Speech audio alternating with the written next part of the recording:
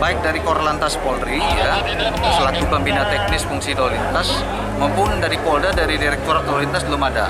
Kemarin memang sempat ada di Maros, itu saya dapat informasi ya, segala pengurusan administrasi kepolisian harus melampirkan tanda vaksin yang telah lakukan. Tetapi ini dari Polda belum ya, itu hanya saya rasa terobosan daripada Polres tempat.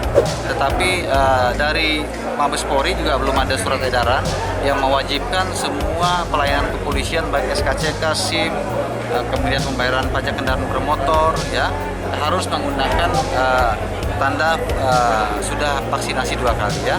Nah ini belum ada ya.